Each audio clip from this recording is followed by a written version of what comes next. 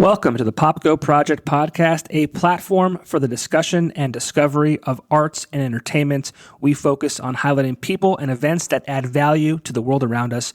Visit us on all social media platforms by searching the Pop Go Project or visit our website at thepopgoproject.com. Welcome to the show, and thank you so much for listening.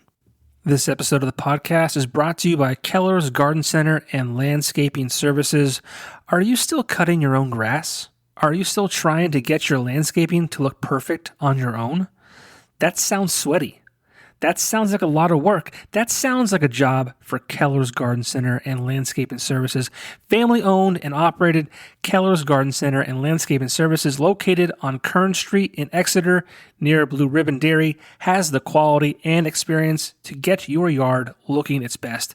The Garden Center offers plants, trees, sod, mulch, rocks, flowers, topsoil, grass seed, straw bales, and much more, while the Lawn and Landscaping Services offers mowing, trimming, planting, and full landscaping. Visit them on their social media pages for more info. Keller's Garden Center and Landscaping Services. Get your free estimate today.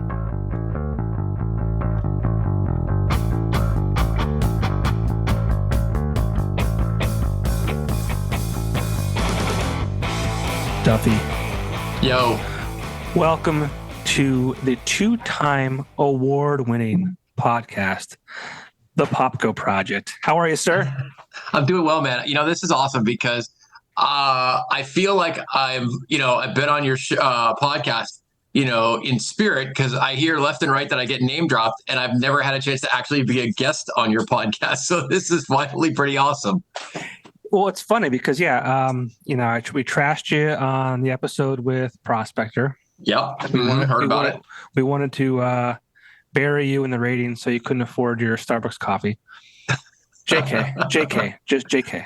Of course. And then just released today. Today is Wednesday, the 21st of September. I'm not sure when this episode will drop, but released today was Candle in the Dark, and we talked to Dave about you and your pink heels. I'm assuming you're wearing your pink heels right now as we speak, getting ready for tomorrow. I am not wearing them. And Dave is a great guy, by the way. Dave from Candle in the Dark. Awesome dude. No, I'm not wearing them. In fact, it's funny you mentioned that because, the whole reason I'm doing it is I'm part of that Paint Piston Pink Gentleman's Dash, which by the time, this drops, I'll have done it already and hopefully have not broken my ankle. But it's a 50-meter dash in high heels. And I got like these stupidly big stiletto type shoes, and I probably should practice, right? I haven't done that yet. The only time I've worn them was on PA Live, and they were not comfortable at all. They were not comfortable at all. I don't believe it. I will tell you, though, that as you and Dave were talking about that event, you mentioned that I was going to go all out and try to win, and hell yeah, I am. Of course. Yeah, of course I'm going to want to win that dash. Well, before we get too much further, we should probably let the people know who you are. Okay. Mike Duffy. Are you doing that or am I? I'll do it. Okay. And you can elaborate if you'd like. But Duffy is the program director and midday guy at 97.9X. And I think some other stations as well. But 97.9X is Northeastern Pennsylvania's, I guess, number one rock station? Yeah, sure. Or rock station. We are the rock station here in Northeast PA. We're the only station that plays the stuff we play for the most part. We're the station you go to if you want to hear Breaking Ben, and you want to hear, Five Finger Death Punch, the new, Stained, whatever. If it's new music, we're going to be playing it. So, right. And do you care to elaborate on anything else, other stations that you're on? Well, I do. So you mentioned I do middays here in Northeast PA. So I'm on the air 10 to 3 at 97.9X. I'm also on our station out in Michigan, Saginaw, Michigan, the rock station Z93. I do afternoons there. And then I do a Saturday out in Boise, Idaho on KKGL. So I'll do a midday Saturday afternoon out there. So, just helping out. I really enjoy being on the other stations, too, because it gives you a chance to it's weird because I actually think I do better sometimes on the other stations because I don't, I'm from this market. I'm from Wilkes-Barre, Scranton. my family's here, my friends are here. I grew up here, went to high school and college here, and all that. And for some reason, I think that sometimes plays on me. And when I'm out in Michigan, I can just relax and be a little more loose and not necessarily care.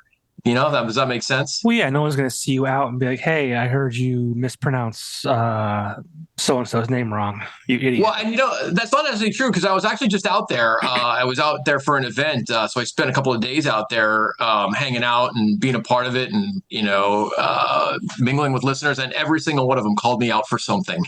It was fun. It was a good time. Well, that's good. Well, yeah, I mean, 979X is owned by Cumulus, who has stations all over the country. So that's pretty neat being a part of a station that size. Yeah, it is. It's a good company. I really enjoy who I work for. I mean, locally, I've got a great boss. I've got great coworkers. Corporately, I like who I work for. I mean, they're good to me, so I can't complain. I'm still employed. That's always a plus. You know how that works. We've been in this game a long time. Yeah, well, it's funny. Like, and we'll get to all that. You've been. I think at all the major clusters. But before we get into that, and it's going to be funny because I said this to Prospector, I said it to Hoover, I said it to Neil Trauma. I feel like I'll probably get to know more about you tonight than the combined years that I've known you, which is probably. I mean, I've known of your name for probably 20 years, but I got to work with you back in 2013. And I've known you pretty well since. Right. But before we get into that, who is Mike Duffy? I mean, are you from here? Like, do you what how did, outside of you being birthed by your mother, like how let's talk about Mike Duffy, coming up as a child.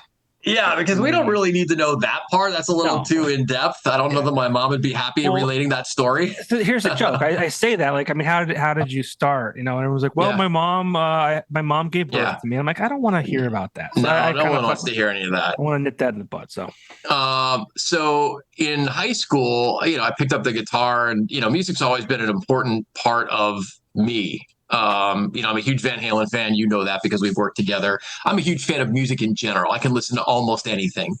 I picked up the guitar. I played in band in high school. I've played in bands, cover bands over the years. So when I was looking for something to do in high school, like, what am I going to do? I initially was a music major. I applied to 2 schools. I was accepted to 2 schools as a music major. And right before my first performance exam at Marywood University, where I ultimately went, I thought to myself, what the hell am I going to do? I don't want to teach, and I'm really not good enough at anything else musically to be a professional stage musician, like in an orchestra or something like that. And I'm like, well, how can I stay connected to music in some way and, have a career? And at a career fair at my high school, I stumbled upon the radio and TV program, and I thought, wow, that's cool. I could, do radio. Ultimately ended up spending more time on the TV side, which is, by the way, where I met Prospector for the first time, because he's also a Marywood alum. I will remind people that I don't think he graduated. I did. Oh, burn.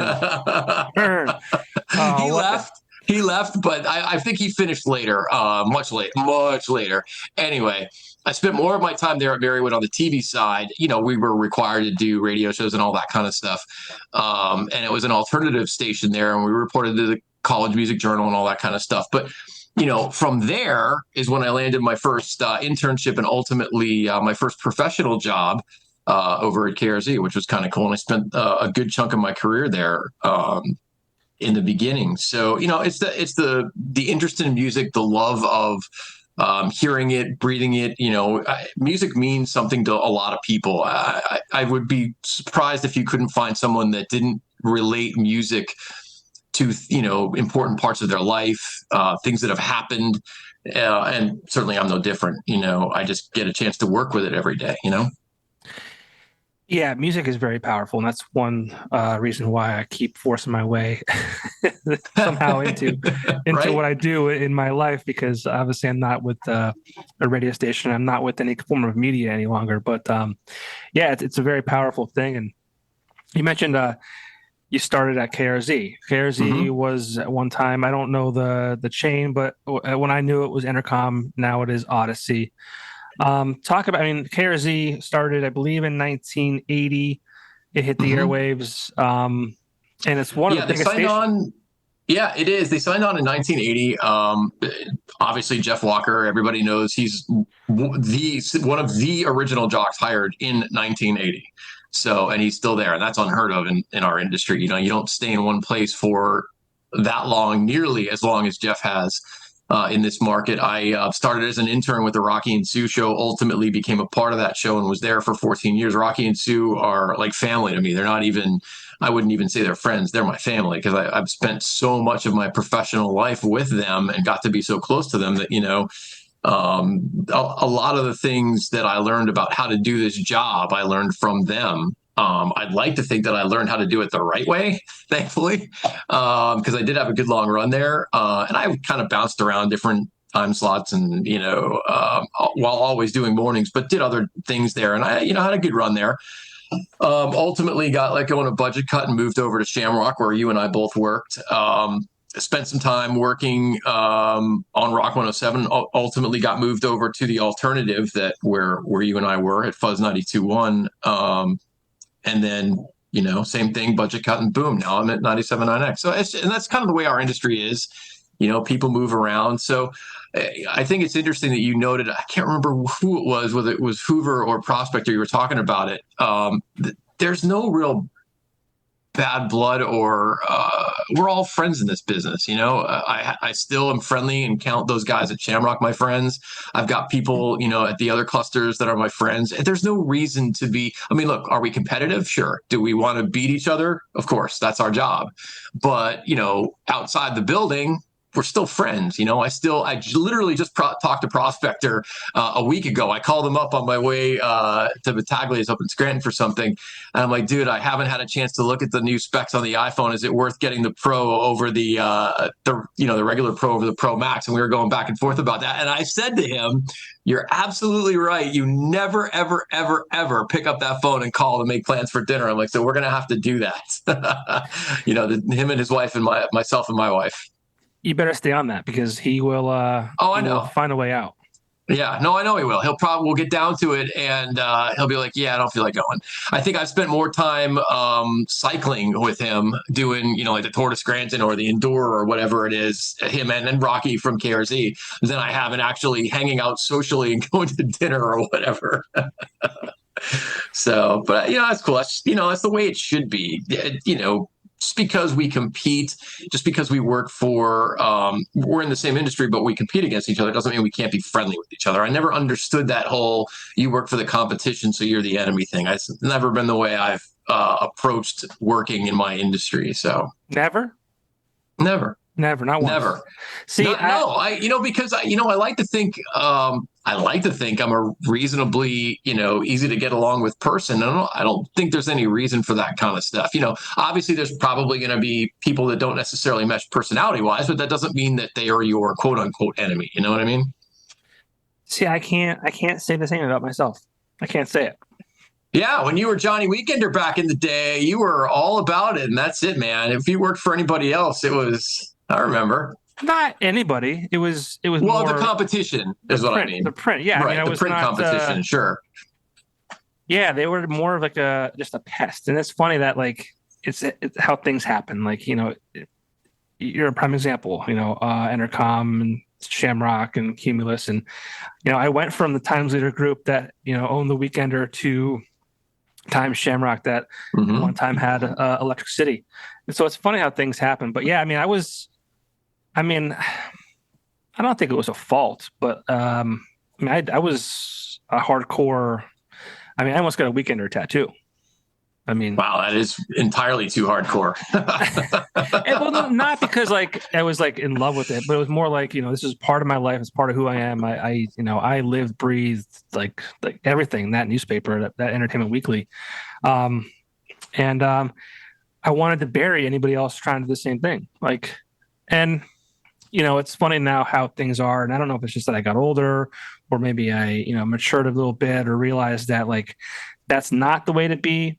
We're better together than we are trying to step on each other's necks. Sure. But I don't know. For me, it was I wanted to be number one. I mean, I grew up watching Michael Jordan. Like, I mean, he's a prime example of like, he's gonna like beat you and then step on your neck on the way out. Like, Sure, and I think that mentality is fine, but you can leave that, in my view, at the studio door. I mean, once you walk out the studio door, or when you're walking out of the building, you can leave that stuff behind you. You can still, I think, you can still be competitive, but at the same time, you can still be friendly and cool, sure, because especially in this day and age, as you well know, and I'm a great example of, you never know who you're going to be working with next. yeah, And the last thing you want to do is either create and leave a bad impression about yourself to your future coworkers or potentially your future bosses. It doesn't make sense. It's not the way to do it. I was never mean. I was never mean to No, anybody. no, and it's really not suggesting you were, but it's just not that. I don't think that's how I would approach it. I would rather everybody be cool and look. Let's compete on the playing field when we have to, and then when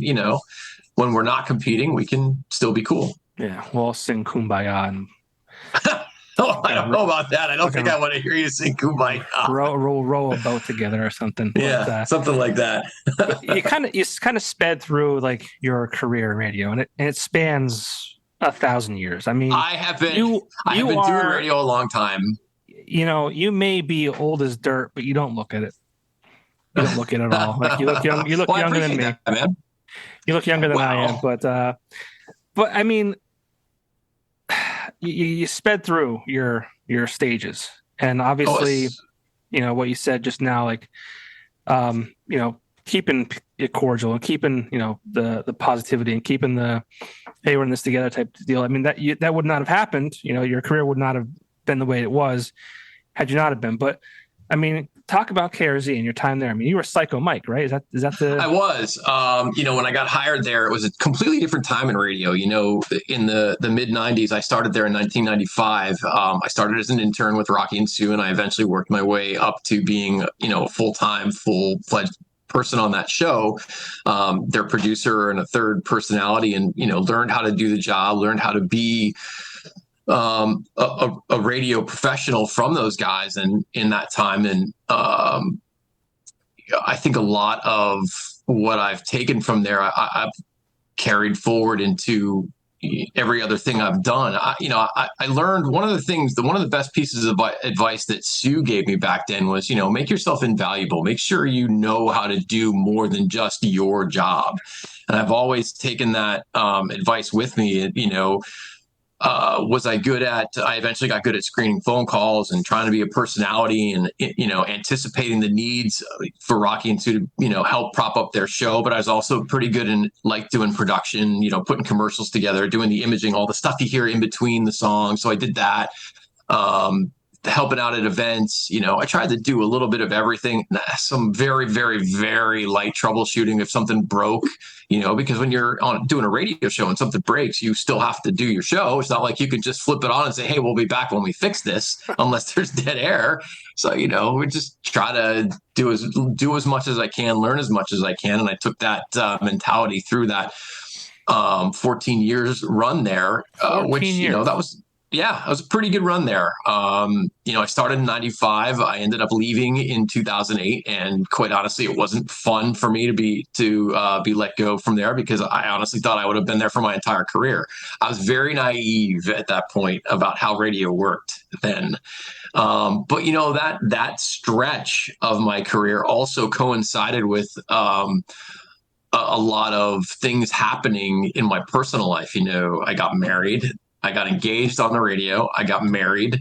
My daughter, who is going to be 20, literally a few days from us taping this, was born early, I might add, premature. And, I took a couple of weeks off from work when she was born to be able to be home and help out and get used to having a baby that had, that was a little earlier than expected. But then eventually, talked about that on the radio. So a whole chunk of my life played out on the radio, because that's how it was done then, So it's interesting to look back on that time and realize just how many phases and things of my life happened in that chunk. You know what I mean? And it was cool. I really enjoyed it. I learned a lot from it, and I made some great some great relationships there too, and people that I still talk to. Like I said, Rocky and Sue are still two of my closest friends. I consider them family. I was just talking to Rock the other day, as a matter of fact.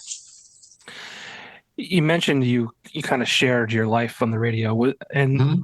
at that time of our lives, like we in 2022 we share literally everything. Mhm. We have lunch at I don't know, Peculiar Slurp Shop. We're sharing it on Facebook. What was it like sharing your life? And I mean, obviously, you didn't touch on it, but you kind of alluded to it in your tone. Your daughter was born early, and I mean that had to have been kind of It was difficult. stressful, dude. I remember, so at that time, obviously doing mornings, I would get done working at like noon, pick up my wife. We would drive down to Danville because there was no NICU here back then. And that's like an hour drive, right? So we'd stay there all day until the NICU shut down for the night at 9 o'clock. We would pick up some fast food and drive an hour back. I'd get up at 3:30 in the morning, do the morning show, and then do the exact same thing again for 56 straight days. It was a very long 56 days, I bet. but it's just I was lucky to be able to do that because doing mornings, I got to be done at noon and could get to go down to the hospital and spend the day with my daughter and all that kind of stuff. So, the trade-offs and everything everything works out for a reason. And having that career at that particular time and being on that times in that time slot, it just all worked out for the best for me. And it allowed me to do things I probably wouldn't have been able to do if I had a normal 9 to 5 type job. You know what I mean? Sure. So, but yeah, and it's weird because, people back then would talk to me and, if we go off for coffee, they're like, hey, how's your daughter doing? Like they would know her name, obviously. They know my wife's name, my name. When you're talking about every single thing you do, people ask you about it. And in some respects, it's kind of cool.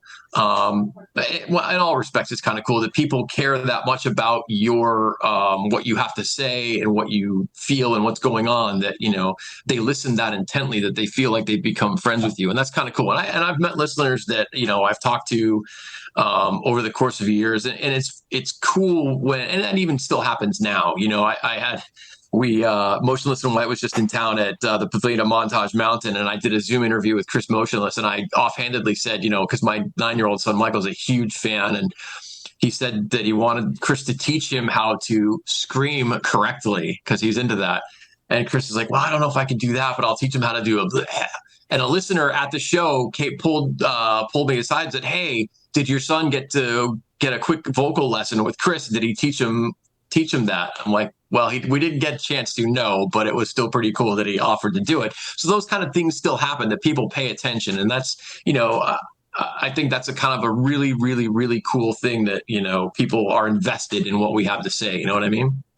And what's that like? I mean, you have a 20-year-old daughter, a 9-year-old Mm-hmm. son. You've been on the radio their entire lives. Like I always said, like, I mean, I was Johnny Weekender well before my son was born, and Johnny Weekender was dead well before my son was born. And then I actually was working in radio. I got a local radio show on air, which I And thought Lincoln wasn't born yet then, right? he actually was. Yeah. Well, I started in 2017 in August. He was born in December of that same year. So I was on air for almost 3 years for, when he was alive, but he's a kid. He's like, Right. Not so like, not enough to make the connection. I always knew that, or I always had a feeling that I would, kind of fall from grace, so to speak, by the time he ever knew, like, Yeah. what any of this ever was. Yeah. What was that like for your kids? I mean, that's got to be pretty neat. Well, it's funny that you say that because I have this conversation with my daughter constantly, who, by the way, works for us part-time now at Cumulus as a remote tech. Nepotism, right? What? Yeah, right? That never happens in Northeast What? PA. That doesn't happen at all. Come on. Next thing I know, she'll be a teacher. That's what she's studying. And anyway, Who do you know? Who do you know? Who do you know? That's right. Seriously though, when she was younger, it was cool at first because she got to hear Daddy on the way to work to school, and her friends knew, and blah blah blah. And then as you get older, it's like, he's been doing this a while. It's not that big a deal. It's cool though when you can get to meet people that you're listening to musically. You get to go backstage and that kind of stuff when it happens. And then there's the thing where, oh, your dad, I know your dad from this, or I know your dad from that. It's like, how does she get away from that is the big thing now. It's like, oh, I know your dad from the radio, or did you see your dad did this? I heard your dad do that.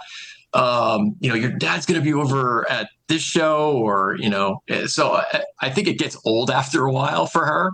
Now my son is at the beginning of that where it's cool again. So he's into it, because he gets to meet Chris Motionless or whatever. And, Sure. He'll go to a concert with me because we like the same style of music. My daughter does not, by the way. So I fully expect him to get to that point where he's like, yeah, I don't really care about this anymore. It's not that cool to me anymore. And then we'll hit that point where, everybody comes to him because they know of you. You know what I mean? Right.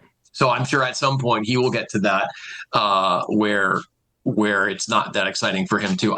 My daughter's here somewhere. I should probably yell up to her to have her come down and ask her what she thinks about that. I mean, she definitely wants to be on the number one podcast. Oh yeah, she wants to be on the number one podcast. Of course she does. Well, yeah, she wants to be on with podcast. Well, 2022 podcast of the year. So I mean, that's important. Whenever she can grace us with her presence. Yeah, and when I see her down here, I'll grab her and see what she thinks about that. If she wants to be exposed to 5 viewers or listeners, I mean, I can make it happen. You have at least 6. Come on now. Okay, me, my wife. I was listening earlier. Yeah, you'll watch this. Because I made you. I told you we wouldn't do this. You wouldn't be on the podcast, right. the number one podcast, if you didn't listen to it. No, but seriously, that's really cool. I mean, and I'm hoping that I can continue to, and not for any like vain reasons or things like that, but like it's cool to be a father and be looked up to, right? I mean, I get it. It's cool. It's cool when your kids think you're cool. You just have to be prepared for when they don't, because they will eventually not think you're cool anymore. And I try very hard not to be cool on purpose. So, as you well know, I like irritating people on purpose, which is why we do all the puns that we used to do back in the day, Pun theater, my man. Inside joke. We were on to something though. I mean, like, I think we were doing that. Like, I don't think radio stations kind of utilize their social media on an effective level. And like we started these videos and we started because you kept using them all the time and I couldn't stand it. Oh, I know. Now there was a lot of acting, like top notch acting, by the way, I must admit, by myself, right? But yeah, these puns, terrible. I think you had one earlier for me. And I did. What kind of concert only costs 45 cents? A 50-cent concert featuring Nickelback. Nickelback, yeah. I knew. I was going to say it. I kind of knew that. Yeah, you knew where I was going. But yeah, and I'm thinking too, Johnny, that you want to be cremated because, it's the last hope for you to have a smoking hot body. The best part about that is there's partially some truth there, right? You're not wrong. That's why it's funny. I'm not wrong. You're not wrong. I'm not wrong. We had some good times there. There were some good videos. I wish they still lived somewhere. The one with the clock, the one with the clock where you were eating lunch or I was eating lunch. No, you were eating lunch and I came out and that's my favorite. Yeah, that's my favorite. That was a good one. I wish we had that you could throw up here, but unfortunately it's lost in the ether of space of internet. Yeah, there was one too. I remember you came to the back office and I had a pair of scissors in my hand and I was going to cut you. Yeah, I forget what that was. They were good. Something about carpets or umbrellas or I don't know. Who knows? I don't remember. But yeah, I mean, you're a nerd. What can I say? It's the truth. I literally getting my coffee this morning from Starbucks. The barista who I see like every day, because I go to Starbucks every day, even down here, which we used to do all together. You, me, Prospector, Hoover, all that stuff. And she mentioned that I had she's like my Star Wars T-shirt. I'm like, well, yeah, I'm a nerd. Today's Andor coming out, so of course I'm going to have a Star Wars T-shirt on. I literally hate May 4th every year. May the 4th be with you. I hate it. I can't stand it. It's amazing. Somehow you're always the first person that pops up in my feed on social media. And I'm like, God, of course, I have to be. Got to post something about it. I'm going to start texting you now that you said that on May the 4th. I'm going to set a reminder. Text Johnny Popko. and then you guys don't even let up. It's like the next day. is Revenge of the 5th. Yeah, Revenge of the 5th, man. You got to keep it going. Yeah. What did I hear? Did I hear your daughter?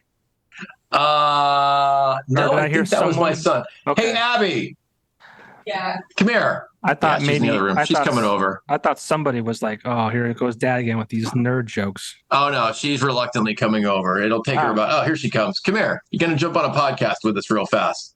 It doesn't matter what you look like. Don't worry. I've got Who a quick cares? question. No one's watching. This is I swear Johnny to God. Popko. She can't hear you because I'm wearing an earpiece, but he wants to know if it's cool or not. Do you think it's cool, or do you still think it's cool that I work on the radio? Sometimes. Sometimes. Yeah, when you're not talking about, May 4th and shit. When I'm not talking about May the 4th for Star Wars Day. Mhm. Is that about right? Is that about accurate? So, you did find it cool at one point, right? Yeah. Not so much anymore. Don't look at me. Look at him. Yeah.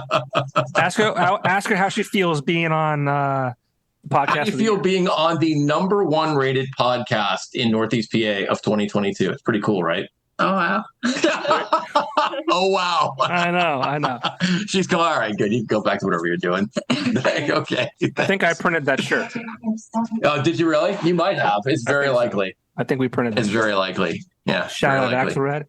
You got your own coffee bugs, man. Oh yeah. When do I get one of those? Don't guests get that for appearing on this program? I mean, come on. Your new shirts I got made. It's $15. Oh my God. Oh wow, look at that. I'm not going to be ever able to get rid of that image now from my head. $15, it's yours. All right, fair enough. 15 whole American dollars, huh? All right, it's very soft. I got you. Printed I like it. Quality prints at Axelrad Screen Printing. Shout out. How about I just trade you one? Like I'll send you I'll send you a 97.9X one. I mean, that seems like a fair deal, right? All right, that's fair. I can get on board with that. Or you can just grab one from the last order I just did at Axelrad. Yeah, I'll just print it myself. I don't care. You just print it yourself. What am I doing to paying this guy? Get out of here. Yeah, right. What do you got in that? You drinking beer or what? It's water. Yeah, I'm just doing Propel, so nothing exciting here. It's definitely not beer. Yeah, it probably should be, though. This conversation would go so much better, right? It's definitely not beer. No, couldn't have been. Might be. I don't know. But all jokes aside, I mean, you had a 14-year run at KRZ. That's pretty good. I did. Obviously, we know the climate that is radio, and any media really, and any media really is very maybe fickle is a good word, but it's very here today, gone tomorrow. It's a very what's the word I want to use? I don't know, but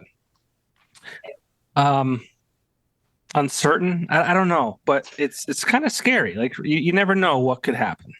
Yeah, I mean, it's always changing. Technology does that, whether it's our industry or other industries, and you kind of have to roll with it. And you have to be willing to understand that those changes and challenges are going to happen, and you have to be able to learn new skills and not just say, well, I only do this. You've got to be able to do this, and this, and be good at all of them, and that's not a bad thing necessarily, because I think it keeps you engaged. I think it keeps you learning new skills, which is important, because at some point you're going to need them for something else, right? Whether it's in your professional career or your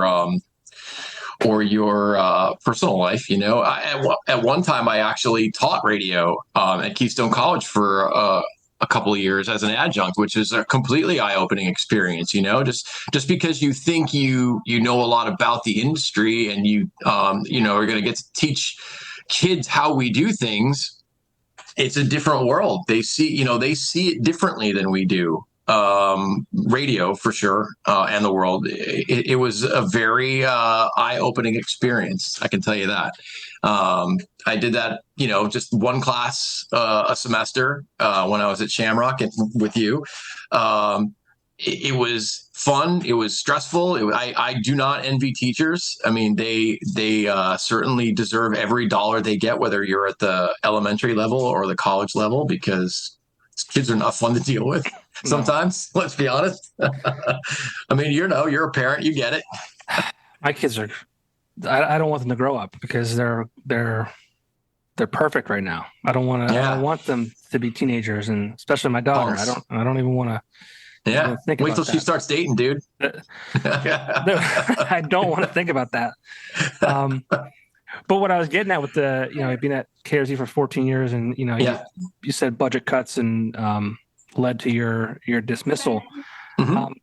I mean, how was that? I mean, It sucked, man. It sucked. And I'll tell you what, I think that I will tell you this, and I don't know if I've ever said this to them, but I really damaged, I think, my relationship at that time with Rocky and Sue because I was really bitter about being let go. And I kind of walled myself off from everyone there for a while, and I shouldn't have. Because obviously it's not their fault. They're not the ones making the decisions. but that's But I just did not want to. I just did not want to be bothered by anybody. I did not want to be associated with that that brand, that company, any of that stuff. I was like, I'm just out of here. I was checking out, and then I was, misguided in that. But I mean, I hindsight's 2020, right? But like, Sure. you were in a relationship for 14 years. Think about that was a girlfriend, like how you would treat them or how you would act towards them. It's like, I mean, and I'm sure that Rocky and Sue to this day would say, yeah, we get it, man. Like, it's fine. But like, I don't think how you felt, you should feel bad about that. Maybe not. I mean, I see your point, and I get the analogy, and it's pretty spot on. But at the same time, again, they're my family. There were different ways to handle that, and in hindsight, if that being 2020, if I had a chance to do it again, I would certainly do it differently. Because look, at the end of the day, it's a business, and people are doing what they got to do.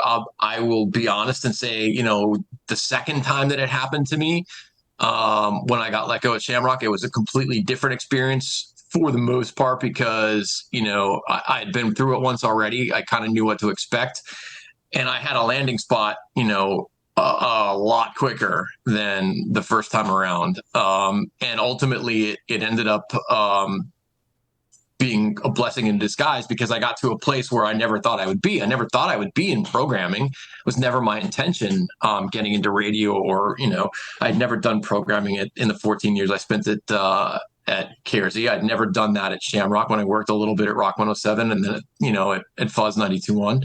I always thought on air was going to be the big driver for me, and being in morning drive at some point. I mean, I wanted to have a morning show that had my name on it. For a little while, for like one ratings book, I was partnered with Prospector, and that was great because we had a lot of fun. It ultimately didn't work out, but from the management perspective, but it worked out for him in the long run, which is great because he is great at what he does by himself. I think ultimately I probably would have needled him daily and gotten under his skin to the point where he's like, yeah, I can't work with you. But we had a great time working together. And so, ultimately moving over to where I'm at now and, being in charge of our radio station was a new challenge that I'm like, this is awesome. It's really great. It's stressful sometimes because, you're responsible for everything and you're held to different standards. But at the same time, it's been a great, I look at it as a great resurgence professionally for me, because there was a time when I was like, I'm really done with this. I'm done with radio. I've had it. The industry is just not the same, but I don't feel that way anymore because I've got a new challenge that, has really, I feel like, brought out the stuff that the passion, I guess, the things that I loved about radio the first time around when I first got into it. It brought that back for me. So, and every day is a new challenge, and we get to do fun promotions. We get to put together events. We get to do stuff that, I like to think that not a lot of other people are doing here in this market. So, it's fun. I don't want you to start painting the picture too pretty yet. Let's talk You're about. You're going to just hammer it down a few notches then, huh? All right, go ahead. I said I wanted to learn about you, and that I would learn more about you now tonight than I've known before. And obviously, people, that watch or listen to this, maybe they want to, learn more about radio, and we're kind of giving them an inside look as to how up and down it could be. Mm-hmm. You went from KRZ. How long were you between? A year and a half. That's a long time. It is a long time. You figured that was 2008 when the economy kind of tanked. Sure. And I thought, well, this is not going to. Here's the thing, too. When you're in radio, typically moving around is expected. You're going to move to different states. You're going to move to different cities. You're going to move and work for different companies. But I'm from here. My family's from here. My wife's from here. My wife's family from here. We've got kids who are now planting roots here. I don't want to leave. I have tried here and there over the course of my career, but not with enough seriousness that would make it worth it for me.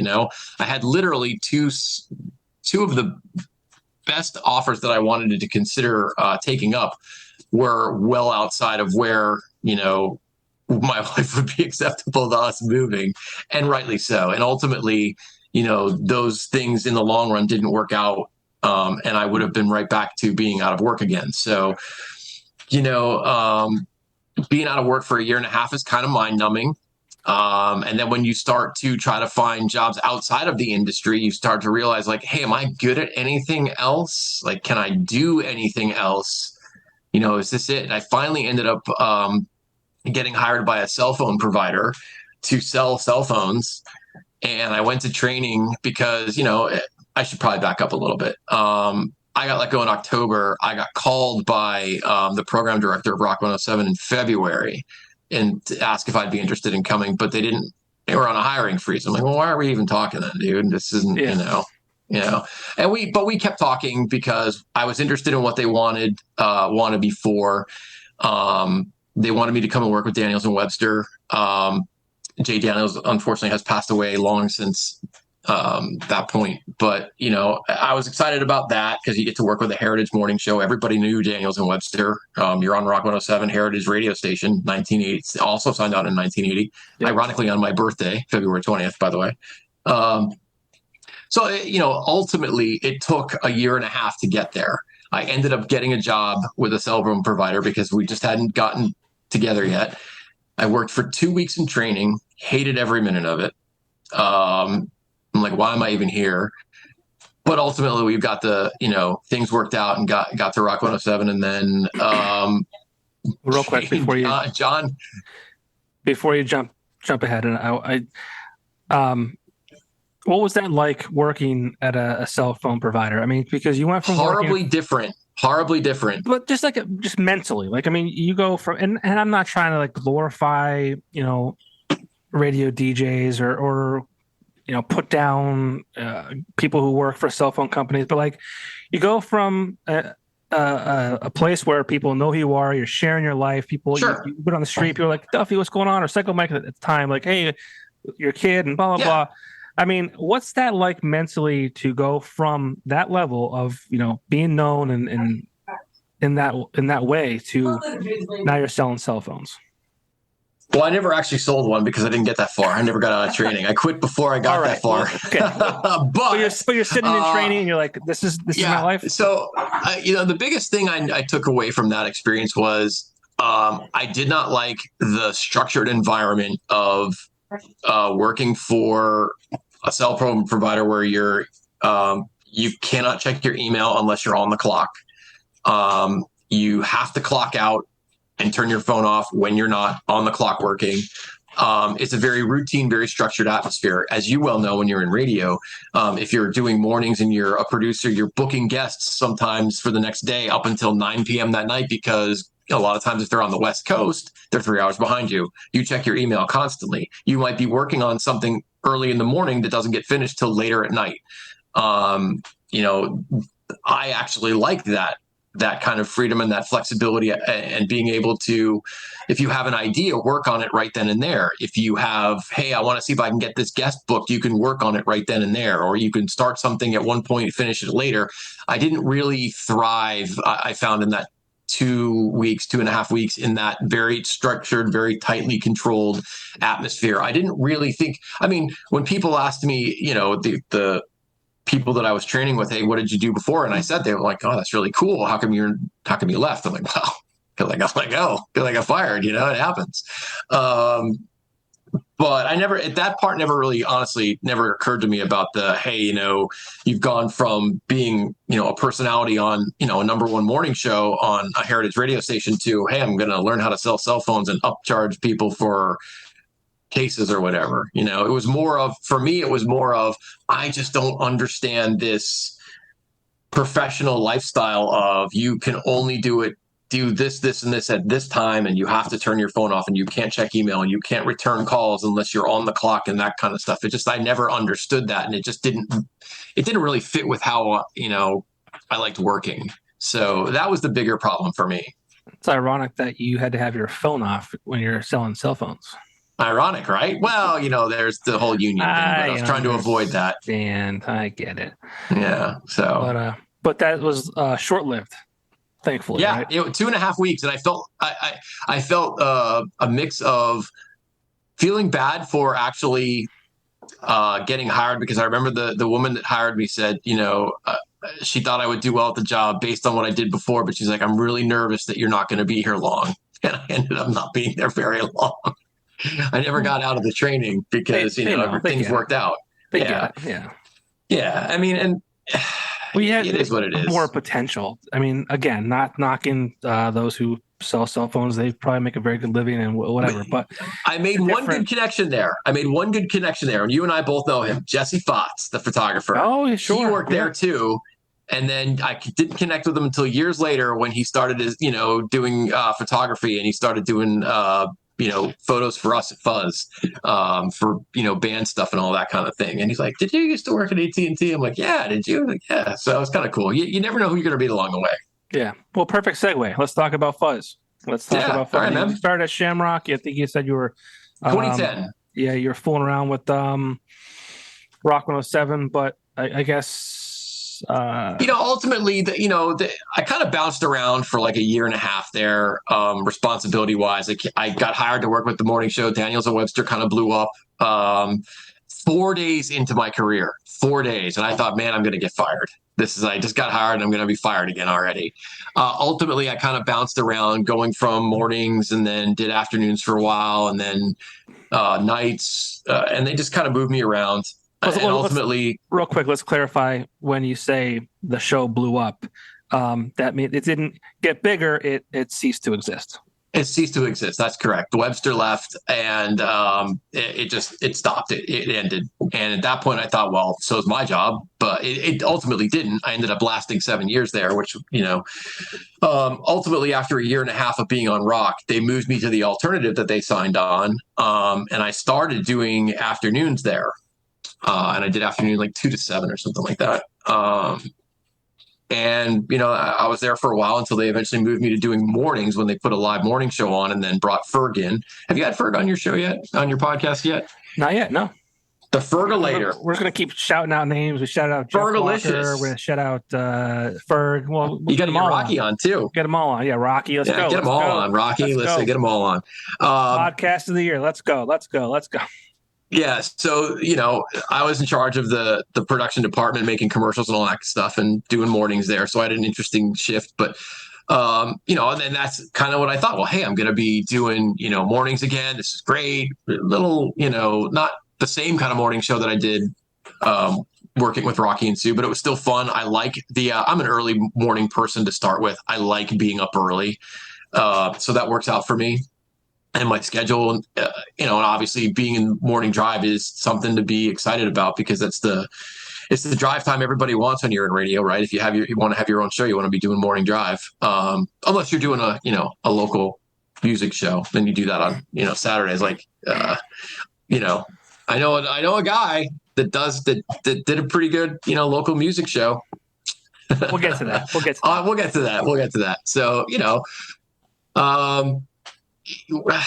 it was a good time there, we did some cool stuff. We were on I thought an interesting run of, having some alternative concerts that were making some noise, a brand that people were passionate about, maybe not necessarily huge in the ratings because, smaller signal, that kind of stuff, but a passionate fan base for alternative music at that time, and doing something different, We had really well-attended unplugged sets in that theater they have there. We had a couple of great Fuzz Fests that were really good. I mean, 2 years in a row, we had the two hottest bands in the country between Congos and then Walk the Moon, with 2 number 1 singles or whatever they were at the time, right? They were great. Then we had, was it it was still Fuzz when we had Weezer, right? Weezer, yeah, Weezer and Panic at the Yeah, I Disco, mean that yeah. was. I mean, so for me, and one of the reasons I came over to Time Shamrock was because of Fuzz. I mean, Hmm. I felt that I felt like that station was like an audio version of what the Weekender was visually and in print. Um, just because of the type of music and the stuff that you guys were doing, it was very similar to the space that I lived in, and my time at the Weekender I felt was just like done. I felt like I did everything I wanted to do. But that was also an interesting uh, course for me because I went from being like the GM of the Weekender to just a sales guy at the radio Yeah. station. And that may have, I don't want to say that it was presented to me differently than it was. Um, Maybe I felt that it was going to be something more than it was. I don't know how it really, it's not really fair for me to say, but um, end of the day, like that station was doing like really cool things. Like I didn't even care about Rock Hmm. 107. Like when I'm in sales too, I was like, I don't even care about the station that you can, you walk in the building and say Rock 107, they know what you're talking about. Like I was like, Yep. Fuzz. Let's talk about Fuzz. Let's do Fuzz. And you're right. We did some great things. We had a lot of private artist showcases in there. Hmm. We had Blue October. We had I think Everclear was there at one point. Airborne Yeah. Toxic events. 21 Pilots before they blew up big. Yeah, that's crazy to think about. And that's what the station was built on. It was like, we're gonna bring you, music first that you've never heard before, but before it gets picked up by the top 40 stations, the VHTs, the KRZs, and things like that. Sure. It was a cool station, and I'm really disappointed. Well, I mean, it worked out for me changing to alt, and everything that happened, the transition. I'm sorry, what happened to you? It's all right. But like, it was cool. It was kind of like a changing the guard almost, but like I don't like. I mean, I hated the name. I hated the logo. I hated the colors. I hated everything. You loved the colors because it was I like purple. purple. Yeah, you love purple. But like, well, I mean, I felt like with that station, like it was like the Weekender. You have this unlimited potential. This like a thing that you can take risks with. And they wanted to take it from Fuzz and they went to Alt 92.1. And I'm like, this is what you guys spent 3 months on? Yeah. This you spent 3 months on this? And I was like, what the hell are we doing here? Like, what do we like? What? You know, yeah, it's weird, right? Because, and look, everybody has a reason for doing whatever they're going to do. I have a tough time in hindsight, again, being 2020, thinking it was such a terrible thing. I mean, obviously, like you said, it worked out really well for you. It ultimately worked out really well for me too, Yes. because, Yep. I was only, out of the game for like 2 months before, I got squared away here at 97.9X and, ended up taking on a slightly different U-turn to my career and what I'm doing, and ultimately have regained that passion for doing radio, but in a different way. And arguably, I mean, this might be the best part of my career professionally. For me, I often sit down and think about that here and there when we do events like, for me, it'll be tomorrow, but by the time this airs, it'll be like a week or two ago. The whole Locals Only Live at Montage Mountain, doing fun events like that, doing our pop-up shows where we'll bring a band and play unplugged, but instead of doing it in a conference room, we'll take them out somewhere. We've done, a bunch of those, and that's fun. The putting it together, matching the band with a venue that is fun for the artist and the listener. That kind of stuff is fun. Having a say over the playlist. I never thought I'd care about that, but I do. It's kind of cool. There's certainly pressure that goes along with that, but it's kind of fun, and it has its advantages. It's a completely different animal. So I can't say it was a terrible thing. It actually ended up to a big career growth for me. 100%. Like, and it was weird how that all played out too, because it was almost like they tried fooling you and Ferg because they wanted to flip it from Fuzz 92.1 to Alt 92.1. Mm-hmm. and you guys were off the air for like 2 months or so. No, I don't know if it was that long. I don't remember, to be honest with you, how long it was. But yeah, I mean, it was certainly at the time suspect. But whatever. I still kept my same schedule, hours Sure. wise. I still did the same thing. It doesn't make a whole lot of sense. And I, in the back of my mind, thought, well, there's always this possibility that this is gonna, go a different way than they're telling me, and that that can happen. And it ultimately it did, but that's the way the industry is, and I think you have to be prepared for that. That Right. eventually and I mean, could that happen to me now? Sure, it could, but then then I'm done because I've worked at all three majors at this point. So I got one more for you. You can go to. okay. But I don't want to see that happen. But no, it was like No, I don't either. It was just weird how that all played out. Because like I mean, I wasn't even in programming or anything like that, but I was like, even like, well, this doesn't make sense. Like this is not going to end well, which is sad, but obviously it was great for you. So let's talk about that. You know what, too? I mean, I think it was great for you, too, because think about it. You went and did, like you said, it was a good time for you professionally because you got your local show. You got to establish relationships and connections with venues and artists. And ultimately, it seems to me, from my perspective, that it showed you're interested in something more than being on the business side, the sales side of it. You've gotten a podcast out of it, and you found something else that you're passionate about that you probably didn't realize when you walked through the doors that first day that I met you there. No, and I honestly, so everything worked out well. So I'm gonna speak freely because that happened, right? So like you and Fur got canned. They brought a guy in from Detroit who had a local show as well, and I remember I had pitched the idea of having a local radio show on Fuzz to the GM at the time, not asking for me to do it. I wanted somebody to do it because I always believed in the local music scene. And I wanted someone to highlight that. And I felt like as a locally owned and operated station, we should be able to do that. And I remember the guy who was the GM, his name's Sean. I won't even say his last name, but kind of looked at me like I had like 5 heads. And I'm like, oh, yeah. Okay. There's a lot I could say about that management period, but I won't.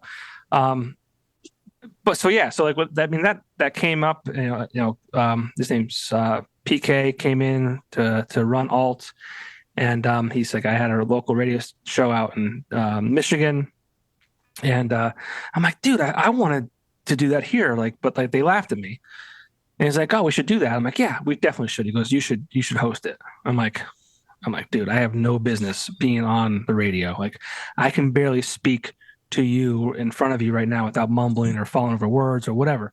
And he goes, you're the guy for it. You've been in it for this long. Like, you'll figure it out. And I like to think that maybe I did. But at the end of the day, I think it proved value for our area, so much so that I believe you guys brought back the locals only show on the X. Yeah, we did. I mean, it existed long before my time there, and we actually purposely didn't. I can't tell you how many times someone said to me, a few people in particular said to me, "You should bring back locals only since they're doing that." And I was adamantly like, no. Why? I don't want to do what they're doing, and I adamantly would not do it because you had your show. Until your show stopped, and then we brought it back because then you needed an outlet. There's a reason for that. That's not true. I started the show in 2017. You guys started locals only, like, I think 6 to 8 months after. Really? I don't remember that being the case because, I was really adamant about not doing it because I didn't want to be seen as copycatting.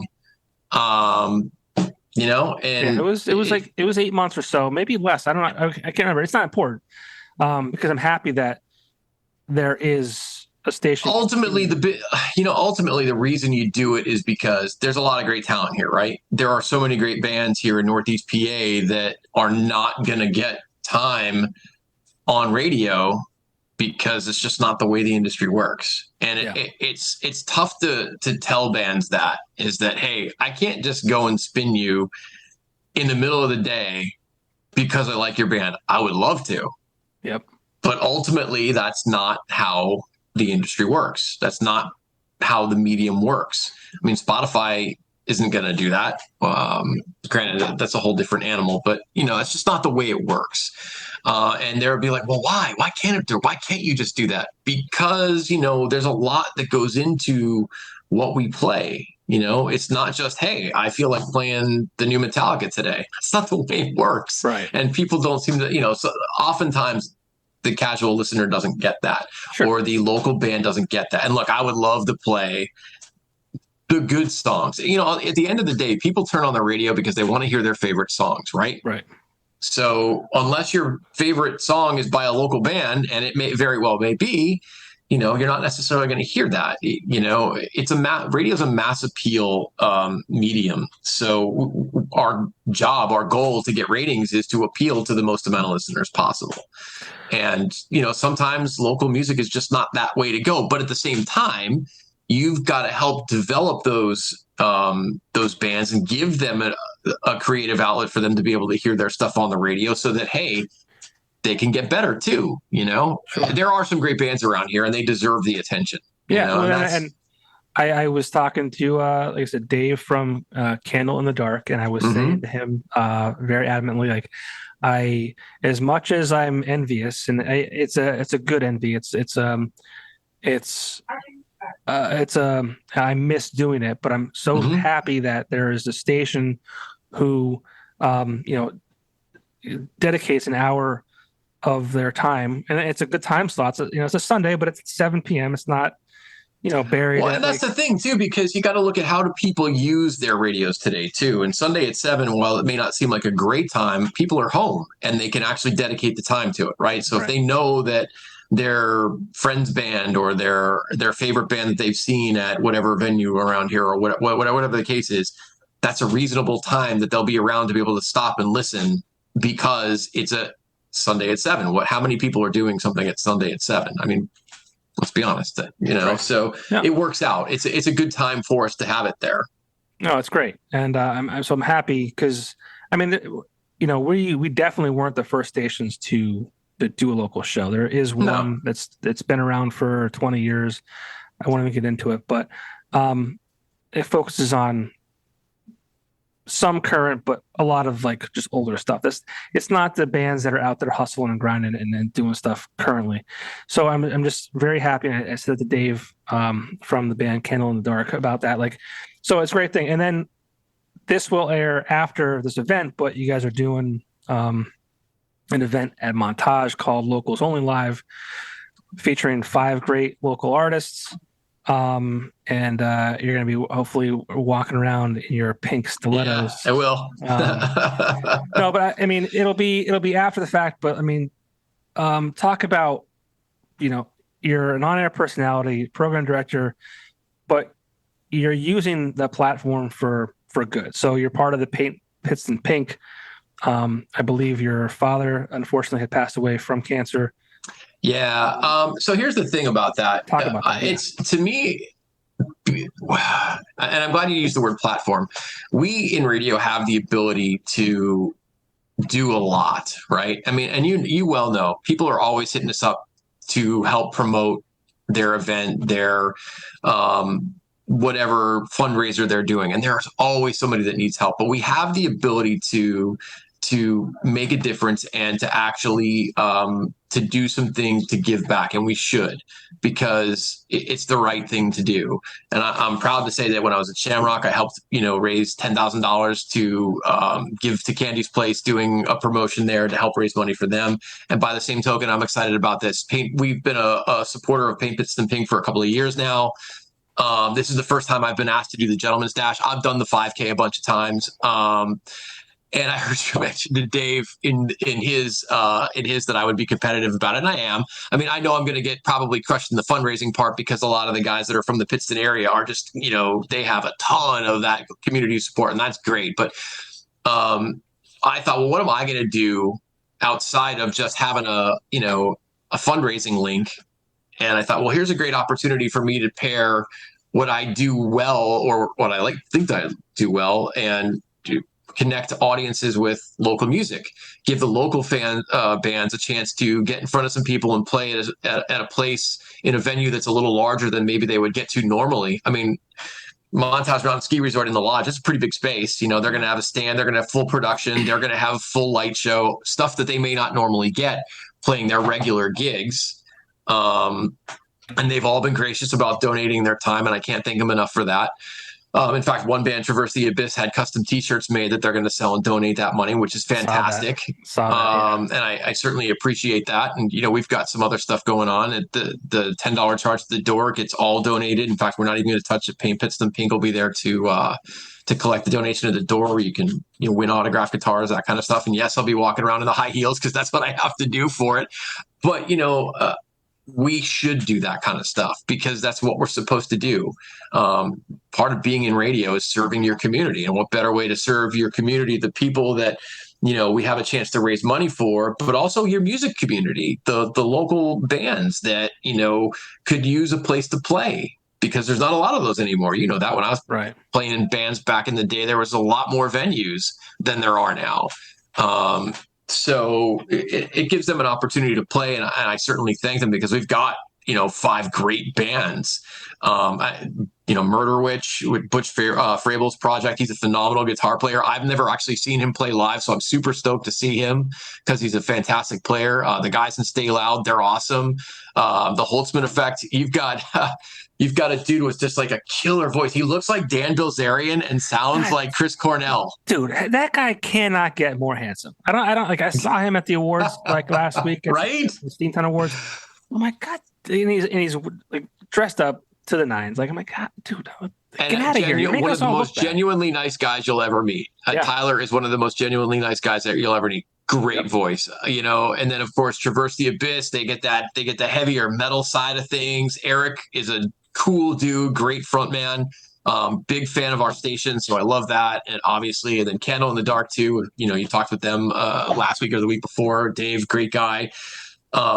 I hooked him up by saying, "Hey, I want to come down and check out your studio." And then I, swayed into, "Oh, by the way, I put an event together. Would you be willing to play?"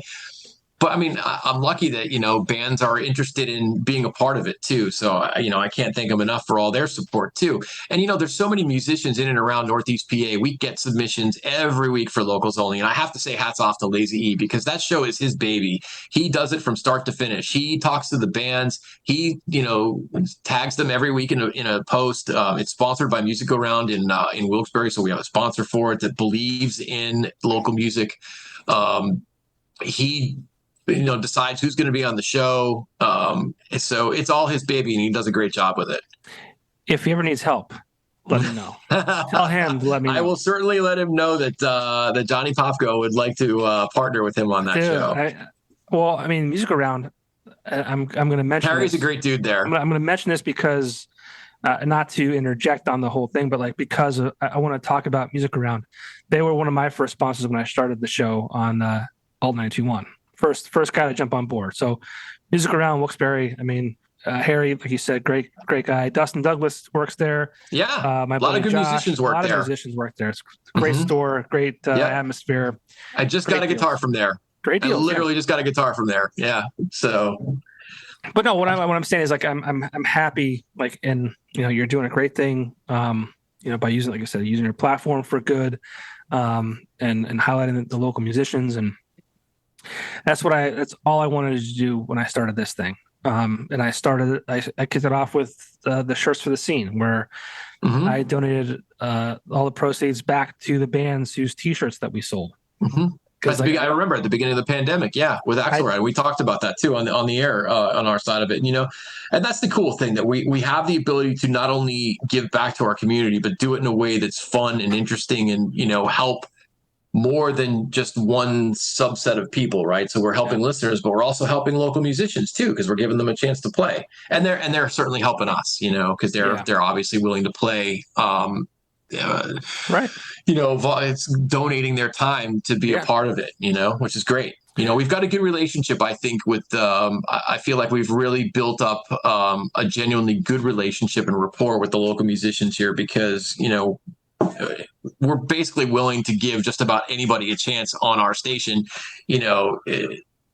you'd have to be like, I don't know, hardcore rap at this point to not get on with us at Locals Only, because we try to stretch our boundaries as much as we can because we want to support as many of our local musicians as we can, right? Yeah. We're a rock station, yes, but we'll bend the rules a little bit here and there. Sure. And by the time this airs, I will have announced that I teamed up with Back Mountain Brewery to create a beer. It's a porter. Yeah. And the 100% of the proceeds from the sale of the 4-packs is going to be donated to the Lake Lehman music programs. See, isn't it great when we're able to do stuff like that, but do it in a way that's fun for us too? Yeah, and that's it's important. I think it's important to us, right? It is. It's not only it's never expected, right? But it's genuinely important to us to be able to take what we do and hopefully provide good. I oftentimes along those same lines, we do all the cool experience stuff on the air, right? We give away concert tickets, we give away backstage passes, and nothing drives me crazier than if we give away a backstage experience, or even if it's just as small as you get a chance to meet the band and get a photo or something, and you don't show up.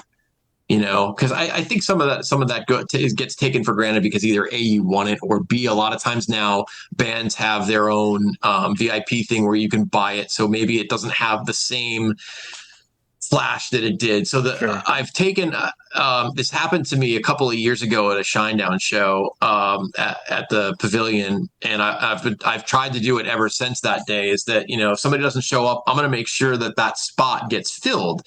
And as I'm standing there at the venue, I saw a family that had their son there just hanging out, and I had 2 spots on this guest list to go back and meet Shinedown. I walked over and I started talking to the family, and it was this boy's first show. Never been to a concert before. He's going to see Shinedown and Godsmack. I'm like, well, do you want to meet Shinedown? Because we can go back. And he was super excited. So then Live Nation turns around and says, hey, we're going to print you up a certificate that says it's your first concert. I'm like, that's great. So we give that to him. So he and his mom and dad get to go back, and then Shinedown's people hear about it, and they're like, well, why don't you keep them towards the end? Because the band is going to spend some extra time with him because it's his first concert, and then they're going to sign that. They're going to sign that thing that Live Nation, printed up for him. So he got to, meet the band. They talked with him forever. They took all these photos with him. They signed his first concert certificate. It was a really cool thing. And I've actually gotten to be friendly with that family since then because of that, because they listen to the station, obviously, which I found out that day. And, it's cool to be able to do that, to be able to help someone get an experience of meeting their favorite band, unexpectedly, and getting to see, I think he was 9 at the time, how excited he was to meet a band, nervous too, right, for the first time. Because I think sometimes we in the industry take that for granted because it's another day for us. It's another, unless you're super passionate about the band, it's just work for us, right? But to be able to do that for someone who's outside of our walls or whatever, so to speak, and get to meet somebody that they like to listen to, that they paid to go see, I think that's kind of cool. And those are the kind of things that we should do, along with the charity things, to give back to our listeners and our community. I really think that's one of my favorite parts of the job, is being able to do that, connecting listeners with artists or experiences or things that we might take for granted because we do it every day. You know what I mean? Yeah, you're too close to it, and nothing's more rewarding than that. I mean, that moment that you just shared, like with that kid, first concert, and he's like, that he will remember that moment literally for the rest of his life. And you know what's really cool about that? I had an opportunity to talk to Brent Smith of Shinedown, I don't know, a year-ish later, just doing a regular radio interview because a new song was out or whatever, and I was relaying that experience, and he remembered the whole thing. How cool is that? How cool is it that he remembered that venue? He remembered meeting that boy, that listener, and signing stuff. And so that's kind of cool too, that the rock stars are actually, remembering those things. I had a similar, not similar moment, but I met Justin from Blue October, Yeah. It was technically my son's like first show. We had him outside the venue and earmuffs on, but we took pictures with my son, myself, my wife, and Justin, and then we saw Justin again 6 months later. Yeah. And we had a night out, just my wife and I, and he said, "Hey, it's so good to see you guys. How is your son doing?" Isn't that awesome? It was incredible. Like, it could have been one of those things where he said, like, "How are you guys doing? It's great to see you again." Something he probably could just say off the top of his head just to kind of Sure. like, just to be safe. But the fact that he's like, "I remember I met you before. How is your son doing?" Like, I was like, wow, that's incredible. Yeah, it's awesome, isn't it? It's a great feeling. But again, I mean, just the powerful medium that is music. It's just it's just this amazing. Well, that, and I think radio in general too, radio and music together. It's a powerful medium that I think sometimes gets taken for granted, just how much we do connect with people, Yeah. Well, I know it's getting late. It's I don't want to keep it too much longer, but let's really quick talk about your current home. That is Cumulus 97.9X. I mean, there have been some big names on that station over the years. There have. I mean, and I'm going to like mention names that I'm familiar with from going back to 04, or maybe even before I was an intern at the Weekender. But Freddie Fabry, Fast Freddie, Sausage, Zoe, McKay. Mm-hmm. I mean, what's it like? Jim Bone, massive DJs, massive personalities, staples in our community and on air. Mm-hmm. What's it like to be kind of part of that that list?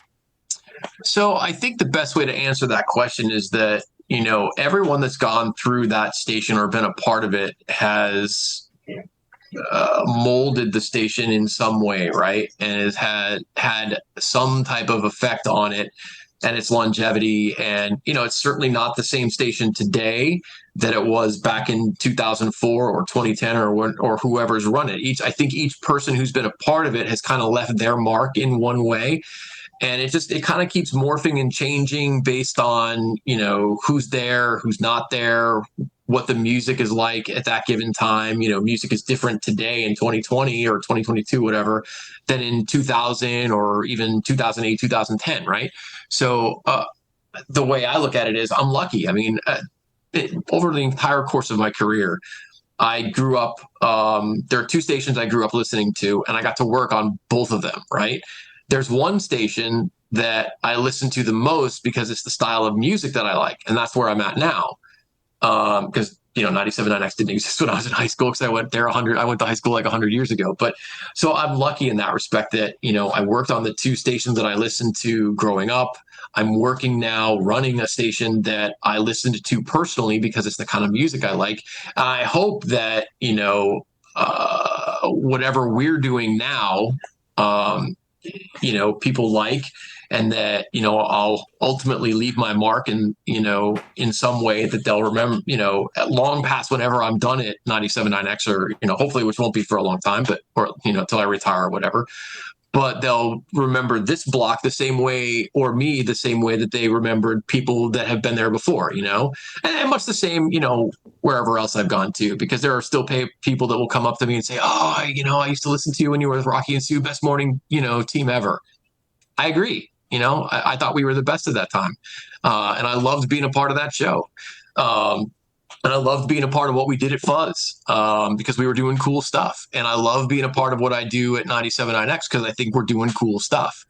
And hopefully, when my time is done there, people will think, wow, that was really cool what you did. And, hear that here and there, people that were at events or promos that we've done and had a good time. We helped, we've gotten to be a good partner and supporter of Another Day Dawns, who won, our corporate Next to Rock thing, and they got to go out to LA and be out for the finals. And we've got to have a relationship with those guys. And we've gotten, fairly close to the guys in Motionless in White. They're very gracious anytime they're in town with their time with us. And we try to support them as much as possible. So hopefully, at the end of the day, I'll have left my mark much like McKay has. People will still remember McKay. Hopefully 20, 30 years from now, people will still remember Mike Duffy, and that, our time at the station was memorable.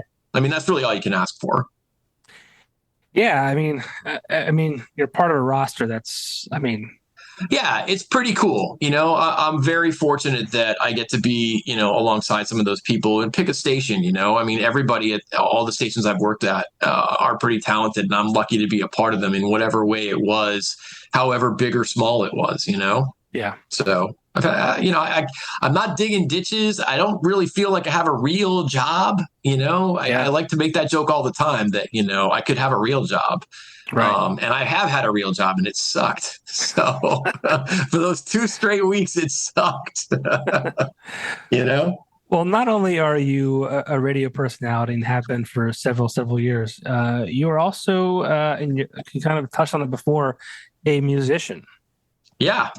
And I can't remember the names of oh my God. I've had, there's been so many stupid names for bands. In high school, I was in a band called Beachfront Property. I was in a band called Little Purple Sheep.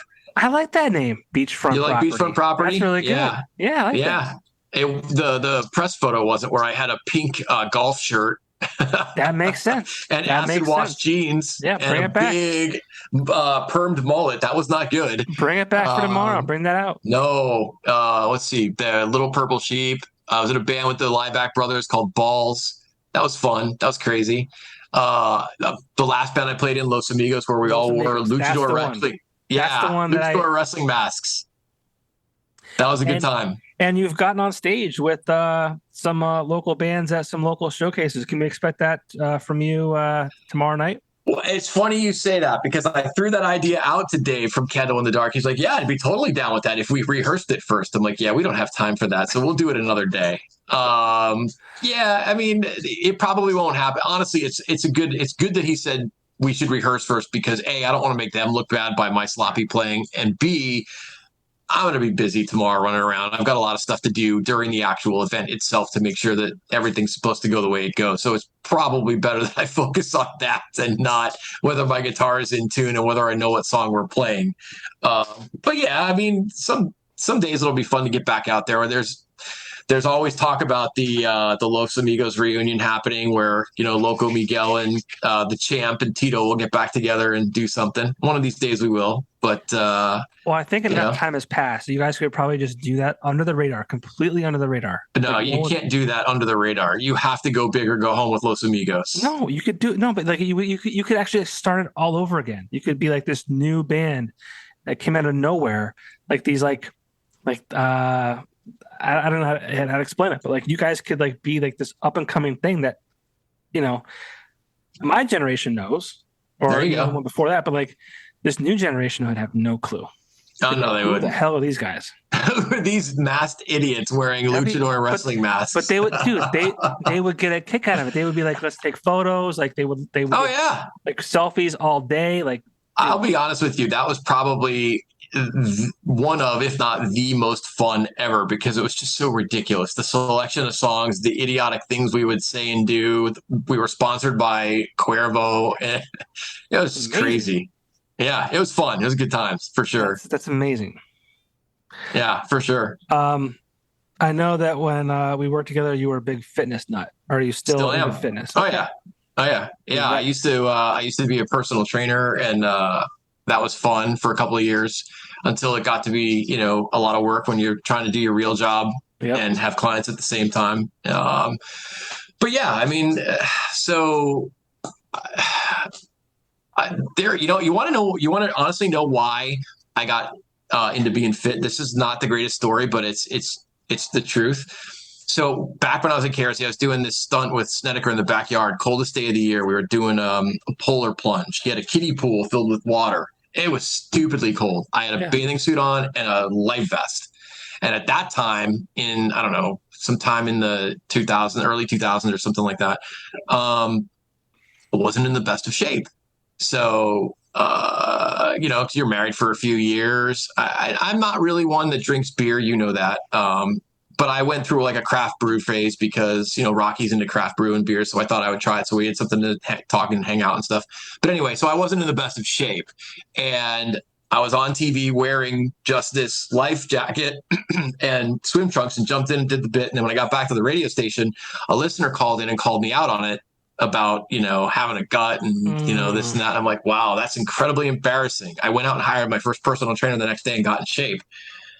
And then over the course of that, thought, well, if I'm paying all this money for personal trainers and I used to run track in high school and stuff, I should get back into running. And that turned into racing. And at that point, it's just been, nonstop since. I also look at it as I'm not getting any younger. And if I want to be able to chase my kids around, and you will soon see this when your kids start to play sports and you have to chase them around the house and they get faster than you always want to be able to keep up. That's how you do it. So, and I want to live till I'm 100. So, yeah, well, maybe I should contact you outside of this because so I got in the best shape of my life when I was 30. I remember at the boxing thing. Yep, I'm approaching 40. So that was a decade ago, which I want to vomit even saying out loud and thinking about it. But just I'll tell a story because it just happened within the past 3 weeks. My son brought home from school a drawing of our family. And when he said, hey, I drew a picture of our family, I looked at it really quickly because I wanted to see if he drew 4 people, because this was like shortly after our daughter was born. And initially he was like still on the fence about the whole thing. So I saw that there were 4 people. I'm like, this is amazing. Like, he drew his baby sister in this photo of our family. Like nothing bad can happen now. I was wrong. He begins to tell me who's in the picture. He goes, this is mommy, this is me, this is London, and this is you with the big belly. I'm sorry, I don't mean to laugh, but it is funny because kids have no filter, dude. So here I am. Like, so he literally drew, and it's weird because like the torso of him or my wife is actually like wider than I am, but he drew he highlighted with his crayon the area of the belly. Like, so it's like he like made it a point to call out the belly. And I'm like, I haven't done anything about it yet because I'm like, well, kids are kids and they say yeah. They see what they see. But I'm like, I look at pictures now and I'm like, God damn it, I am a fat shit. Well, the good part about that is it's never too late to get started on that. You know what I mean?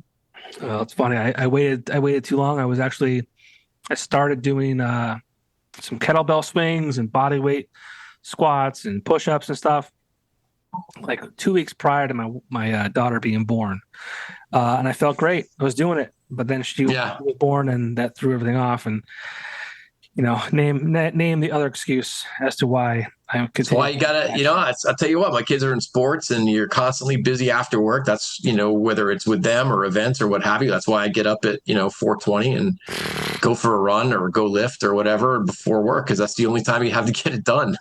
Jesus. But you got to get it done. That's why, and look, here's the thing. The thing I love about it is that you're, at least for running or whatever, you have a long window of being able to make gains and progress and all that kind of stuff. But, and I'm going to be 50 in a couple of months. I don't feel 50. I don't feel like I look 50. I don't act 50. I've got a career that keeps me young, and having that, I feel better at this age than I did when I was 20 or, when I was a teenager. And, when people say that, they're so much better fit wise after they realize that later. And I've been trying to keep myself in shape for a long time. That. Mm-hmm. But it really is a fountain of youth to help you, move better, move freely, be active. Later, when you become sedentary, that's when things start to go wrong. So, I don't want to be that person. I want to be able to run with my kids, and hopefully, if my son gets to the point where he's interested in track or cross country, I'll still be able to chase him down. I'll only be faster than him for so long. You know what I mean? Right. But it helps keep you young. Yeah. Well, that's. I mean, I'm approaching 40, and I think 30 was no big deal to me, but 40 is kind of weighing on me a bit because that whole, I think that whole death thing kind of It's becomes funny how more. that perspective, how they get that perspective. It's a lot more real. It's like, so like, I'm like, let's, how many years do I have? 80 if I'm lucky, right? Let's If you're let's call it 80. Dude, right? I'm going to get to I'm 100. I mean, I want to live to 100 too. I mean, I want to see my kids grow up, all that kind of stuff. But like, let's just say 80 is the number. Like on Yeah. average, 80. Let's just call it 80. Sure. Okay. So essentially, my life is halfway over. Yeah, but you're not looking at it the right way. I mean, you've still got 40 years left. From the same token, I've still got 30. And how long does it take to get there? I know. But so, yeah, many years. But I'm like, out of those 40 years, how many of those are going to be good years? Meaning, like, how many are going to be like no issues, like no knee problems, no this, no that? Maybe 15.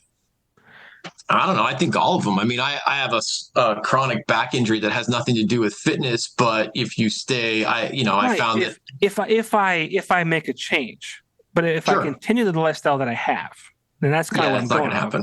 It's not gonna happen. That's so I'm like, man, I got to figure it out. I'm actually looking across the room. My wife, after she had our second child, she decided she is going to buy a Peloton. Are there clothes hanging off of it? No, she uses it. I have not stepped foot on it yet. You got to find what interests you. I think the boxing thing probably worked for you, and that's the other thing. Like that was hard, man. That was hard. Well, yeah, but anything worthwhile is not going to be easy. But the thing is, you got to find what whatever discipline fitness wise is what works best for you. I love to run. I like to lift, so that's what I do. Some people hate running, like literally hate it. So that's not the way for them to get into shape. Some people love playing tennis. It's just about what you like and that you're willing to be, consistent at. Consistency is the key. Yeah. Well, I mean, you talk about like everyone can work out. They could find the time to do it. And that's true. It's very, very true. The thing about me is I am not going to wake up in the morning an hour before I have to start the day. Not going to happen for me. So then I work all day. I come home, and then it's like, my wife's home all day with the child, at least until she goes back to work. So like I get home and I relieve her of the baby. Sure. She makes dinner. We do family stuff. We eat dinner. Like I make sure that I spend time with my son because I don't want him to think that the new baby is going to overstep, the life that he's had for 4.5 years. Then we do baths, bedtime. Then it's like 9:00. So if I'm not doing one of these at 9:00, where we're approaching 20 to 11 right now, on nights I'm not doing podcasts, I actually enjoy sitting down with my wife, whether we're watching TV or literally talking about our lives, whether it's our son who's in preschool and the future that we want to have for him and the future we want to have for our daughter. It's like I really genuinely enjoy those conversations. So it's like, can I find the time? Yes, but it's also like there's like these moments in my life that are a priority, but I should make my health a priority as well. So it's a lot of different things. Well, you do, because those things that you and your wife talk about that you want to have for your kids aren't going to happen if you're not here to make them happen, right? You're right, 100%. The other thing too is you're not a fan of getting up early. Some people aren't. I don't like working out at night if I don't have to. I'd much rather get it out of the way early. But what about midday? I mean, there's a couple of places you could go that are close by Axelrad to get a lift in if that's what you want to do. Maybe use your lunch break for that. I don't know your schedule, but obviously you can do things like that. It's a good idea. Maybe instead of eating. That's why I don't get paid the big personal trainer bucks anymore. Maybe I should work out instead of eating. I mean, you got to eat, got to fuel the furnace. I know, carbs. But yeah, all that kind of stuff, all that kind of good stuff. I get it. Yeah, you'll get there. Hopefully. I mean, I got to figure it out for sure. I got to figure it out. It's every day I say that. Every day, like it's not. It's there'll come that moment for you. Like I think, and truly, I think this happens for everybody. People that say they want to get in shape but have struggled to find the right motivation or the right reason or the thing that pushes them finally to do it. You just got to find that right moment. For me, it was that getting called out by a listener, and never wanting to have that happen again or know what that sounds like. You'll find yours at some point, whether it'll be, I don't know, maybe when your son starts playing a sport and you want to do it with him and you realize maybe you're not the best shape to do that. And he's running circles around you. Whatever the case, you'll eventually find it, is my point. Yeah. And then you'll be off to the races. You just need to find it. Yeah. And it's different for everybody. I understand. You're right. I'll get there. I don't think you've ever said that I'm right before, ever. That's not true. Maybe once or twice. I genuinely like you outside of your puns. Yeah, it's funny how that works, right? I'm a reasonably likable guy. Outside of my puns and my habit of trying to be annoying intentionally. It's a pleasure knowing you. It's an honor to be able to call you a friend of mine. We share a love for Jason Statham that's most others probably don't or shouldn't. Do you remember the contest we entered where we both won a copy of a book about him and a poster? Do you remember that? We got the poster. I still have that. I think it's actually in my daughter's closet. I have it too in my basement of collection of stuff. I'm not sure that it was. I don't know signed. where the book went. They were supposed to be, and they never came signed. Remember? I don't think I got a book either. I got the book, but both were supposed to be signed. Neither one were, and then I went on a rant on Twitter about it. I'm glad you did, because but that's right.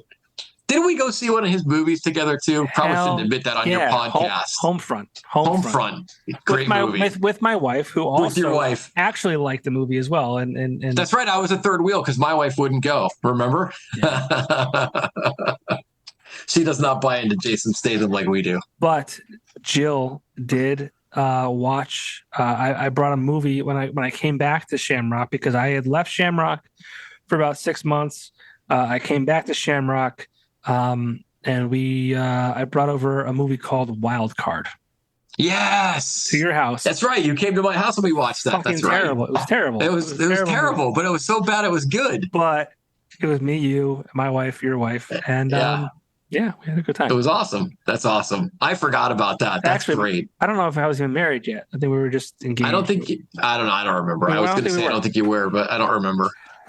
But. That's funny. But dude, good times, man. Yeah, it's a pleasure knowing you. It's thanks, man. I've known of you for 20 some years. I've worked with you for 5, whatever it was, and I've obviously known you since then too. But I'm glad you've always been able to land on your feet and kind of in a better situation than the one that you had, unfortunately left. And I say unfortunately because it wasn't your choice, but it was a good thing for you at the end. Yeah, and things always work out the way they're supposed to. Exactly. I never would have thought when I got let go of KRZ the first time that I would be here ultimately. And if you had told me then this is what I'd be doing, I'm like, why would I want to do that? But now if you why wouldn't I? I'm afforded a great opportunity to do something that not a lot of people get to do. And I'm still doing it after, 27, 26, I don't know, whatever it is, getting started in 1995. I'm still doing radio with some minor time off here and there, Yeah. So I can't complain. It's all good, man. I mean, I don't think I would have, said I'd be, I wish, back when I was at the Weekender, I wanted to, retire there. I wanted to, I was never one to I didn't want multiple jobs and multiple different things. My parents, started at 15 and then they retired when they were, my mom retired at 64. My dad unfortunately passed away when he was 52. But they were lifers in their careers. I went from, Weekender to Shamrock to eBay Enterprise to Shamrock to, where I am at Axelrad. But I never thought I'd be at Axelrad, but the amount of freedom that I have there, I'm able to coach my son's t-ball team, and I've never missed a soccer practice. And those things are important. That's so important stuff. I've never I have such a great gig there, and the freedom to be able to if I had to start working at 7 a.m. to leave at 3 or 4, I can do that. Where in the position I was at in radio, they wanted to see you there from 8:30 to 5:30. No ifs, ands, or buts. And it's as a 100% commission sales rep, this kind of seems silly to me. You have my report card at the end of the day as to how I'm performing. You shouldn't even want to see me ever. You should just make sure that I'm selling and meeting my goals. But what I'm getting at is like we've found our places in life, and I'm glad that we're able to continue to have a connection and work in these areas that I say work. I don't get paid to do this, but it's a passion for me to Sure. do this podcast. And thank you for taking. No, man, I've been waiting patiently for my invitation, so thank you for having me. Well, I appreciate that. It makes me feel like what I'm doing is worth it. But yeah, man, it was a good chat. Ryan Seacrest, I appreciate your time today. Absolutely. It's not going to land. It's not going to land. Well, Seacrest out. We'll see you after the break. That kind of stuff. I need the spiky hair for that. Didn't fucking land. God damn it. Anyone who's just listening on a Spotify or Apple podcast, Duffy looks like Ryan Seacrest. Among other people, I hear. I thought I would have got a chuckle out of that, but I guess not. That's funny. But dude, it's good times, man. Good talk. You've got a long day tomorrow. Best of luck. Dude, literally my battery is about to die. So if I suddenly stop talking, it's not because I hate you. Let's call it a night. Thank you so much. Man. Best of luck tomorrow at Montage. Thanks. Locals only Make sure you come out. I only get so many. I get it. Next time. But best of luck. Raise a lot of money for cancer research, and we will continue doing great things, man. I'll see you soon. You too, buddy. All right, take care. All right, take care. Yeah.